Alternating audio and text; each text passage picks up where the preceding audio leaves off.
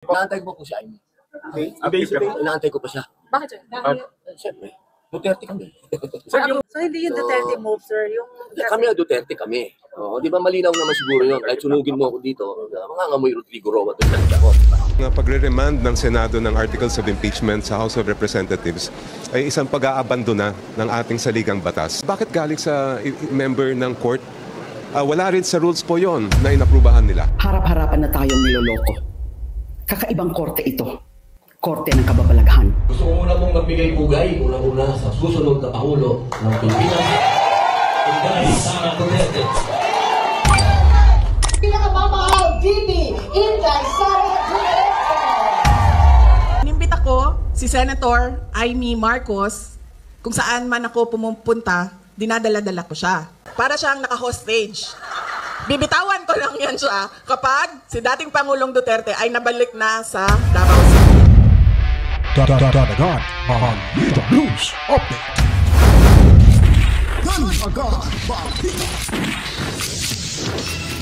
Alright, welcome back mga kabaitan. Nagbabalik na naman ho tayo. Panibagong araw, panibagong oras, panibagong vlog na naman ho tayo mga kabalitaan. Aha. Parang nag-vlog lang sa labas mga kabalitaan. Ano? Anyway, welcome back. Tayo ay nagbabalik na naman ho upang maglalahad naman ng panibagong impormasyon ho. Dito sa ating munting bahay ang Danagan Balita Reaction Video News Update. At pakiusap lang ho natin sa ating mga kababayan, lalo na sa tumatangkili ko sa ating munting bahay na para ho malabanan natin yung taga-gurgor na hindi ho tayo magurgor mga kabataan. Buksan nyo po ang notification bell. At kung hindi pa ho kayo nakapag-subscribe, tingnan nyo po kung nakasubscribe na kayo o hindi pa, well, subscribe na kayo mga kabalita. Alright, paliguan ng maraming likes at buhusan ng maraming komento, reaksyon, opinion at suhestyon mga kabalitaan. At ishare nyo rin po ang videong ito hanggang matapos. So dito ho tayo kay Senator Robin Padilla mga kabaitaan, mantakin nyo po. Kahit anong gagawin nila, hindi na ho nila makukuha o mababago yung pagmamahal niya kay Tatay Digong Duterte. At sabi pa niya dito mga kabalitaan na kung saan ay kahit siya pa'y susunugin, mangangamoy Duterte pa rin ho ito mga kabalitaan.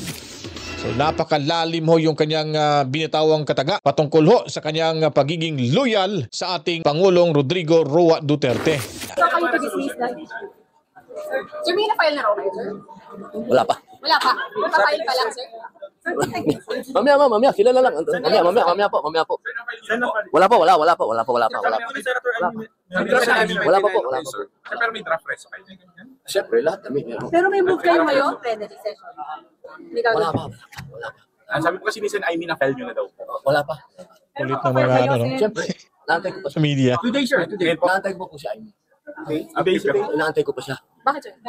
Siyempre, Duterte kami. Sir, yung kay Sen Bato, isasama nyo na po. Yung kay Sen Bato. Naantay ko pa sila. So isa na lang po, para isa na lang po. Kinonsult niyo si VP Sara tungkol. Wala. Wala Kayo, Senator. siyang length dito. Sen, ilan po kayo? Ilan po kayo na magiging author po ng resolution? Ako lang, resolution ko lang yun. Tapos ilan na po yung nakuha yung Wala pa. Relax lang mga boss, wala pa. Hindi pa nila nababasa, wala pa.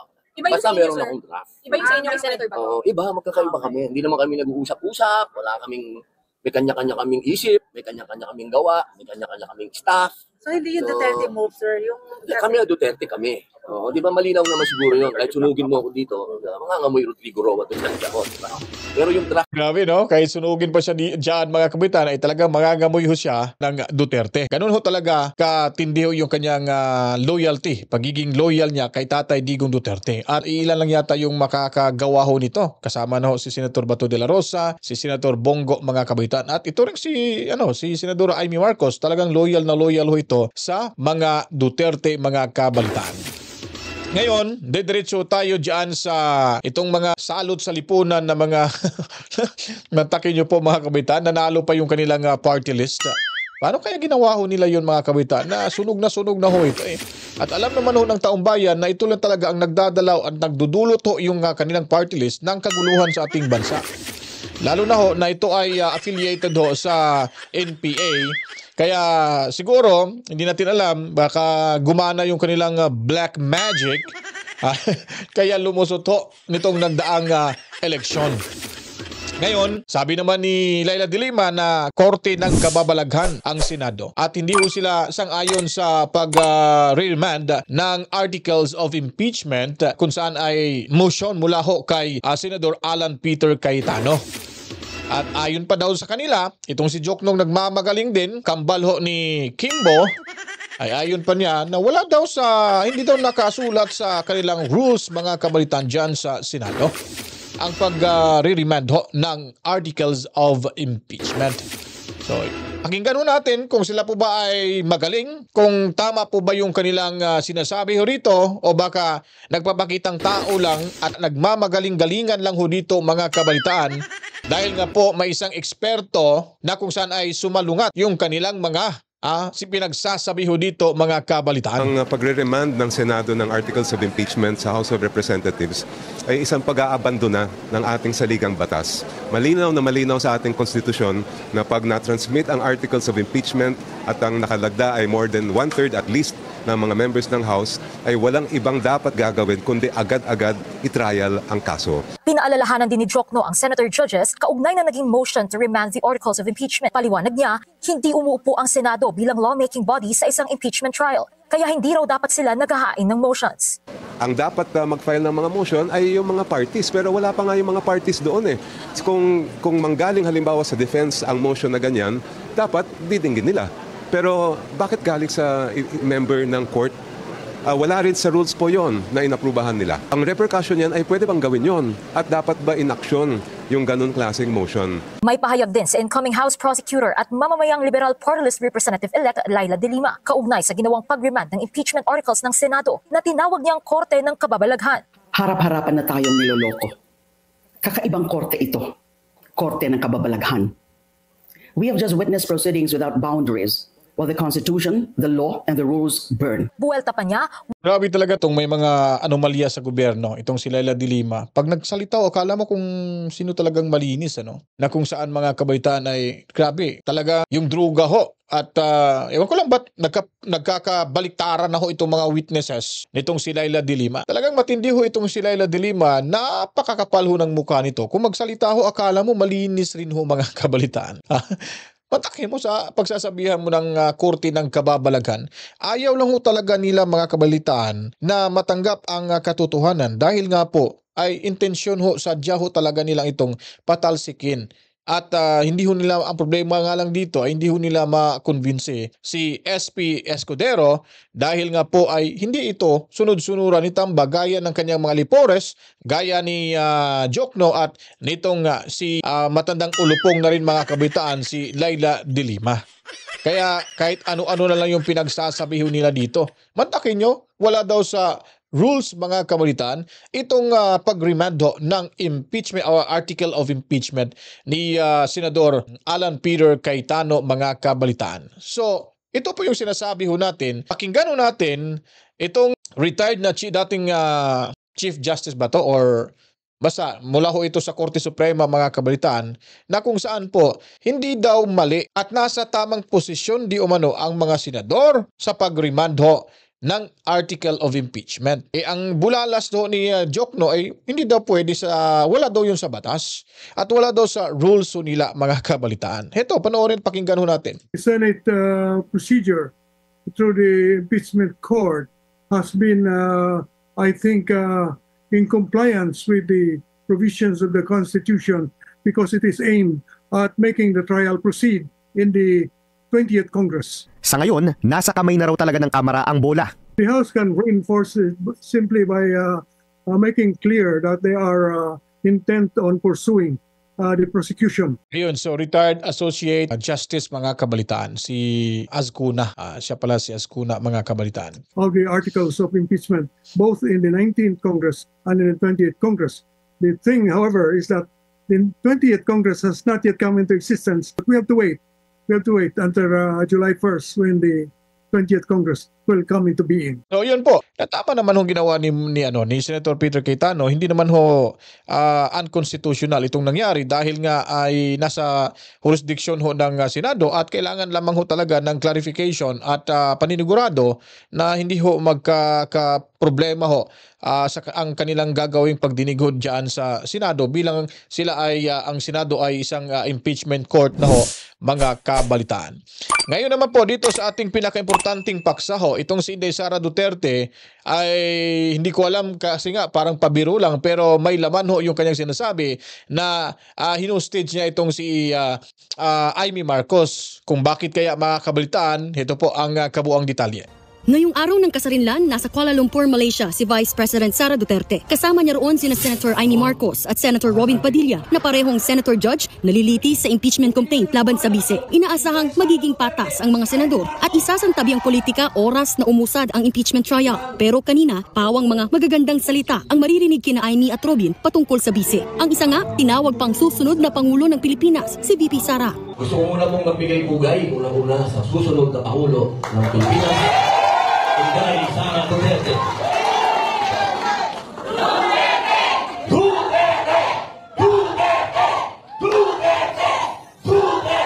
Ang sarap. Okay, so nabanggit na ko kasi dito ni Senador Robin Padilla, mga kabalitaan, na siyempre klaro naman ho, hindi na ho talaga ito uusad ng matagal itong impeachment ho laban kay Sara Duterte. Tuloy-tuloy na ho itong pagtakbo niya sa 2028 presidential elections. So magtatanong lang ho ako sa inyo, mga kabalitaan, sino nga pa sa tingin nyo kaya, sino kayang mas magandang itandem ho ni VP Sara Duterte sa darating na presidential elections? Kasi may potential ho dyan si Senator Bongo, may potential din ho dyan, mga kabitaan, si Senador Rodante Marcoleta. Di po ba? At may potential din po itong yung kapatid niyang si Pulong Duterte. Ang problema nga lang, pag umakyat si Pulong sa mataas na posisyon, kanino kaya ipasa niya yung kanyang pagiging kongresista? Baka makuha ng mga Nograles, nakakatakot ho, mga kabalitaan.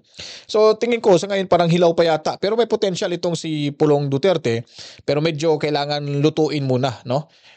Pahinugin muna natin ito, mga kabalitaan. Pero sa ngayon nakikita ko po, ewan ko sa inyo, may pinagpipilian ho tayo dito, maaring pwede ring ewan ko lang si Senator Amy Marcos, no? Hindi natin alam, no, kung anong mapag-uusapan ho ng dalawa. Pero ang pinakamalaking potential na magiging katandem ni Inday Sara Duterte itong si Senador Marcoleta o di kaya si Senador Bongo, mga kabalitaan. No, yun lang po sa ngayon nakikita ko. Kayo kaya sa inyong palagay, mga kabitaan, sino mas karapat-dapat na itandem natin ni Inday Sara Duterte yung kanyang magiging vice-presidente? Kung pag bibigyan ho kayo ng choices, sabihin natin Rodante Marcoleta o di kaya itong si Senator Bongo, mga kabitaan. So ilapag nyo na po yung comment nyo sa baba para at least sa susunod na vlog natin, bibigyan ho natin yan ng pansin, ipapakita ho natin sa inyo dito sa ating susunod na vlog kung sino kaya ang mas karapat-dapat na itandem sa 2028 presidential election kay VP Sara Duterte. Kung meron pa ho kayong ibang i-suggest, ilapag nyo lang ho sa comment section para at least magkaroon ho tayo ng ideya at titignan natin kung ano magiging magandang o maidudulot dito sa ating anticipation na kung sino-sino talaga ang dapat o nararapat na para at least maging solido ho ang administrasyon ni Inday Sara Duterte kung ito'y manalo bilang Pangulo ng ating bansa. Pinakamamahal, VP Inday Sara Duterte.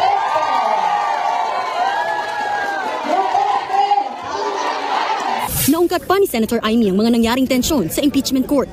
Kamuntik nang puntalin si Senator Joel Villanueva. Ako nasigawan ko si Risa Ontiveros. Pasensya,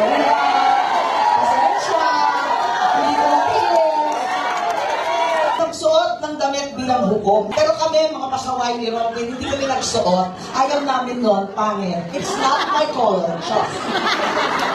Siyempre, nagsalita rin si VP Sara tungkol sa impeachment laban sa kanya. Dito, pinuri niya si Senator Amy. Napanood niyo ba yung speech ni Senator Amy doon sa Senado?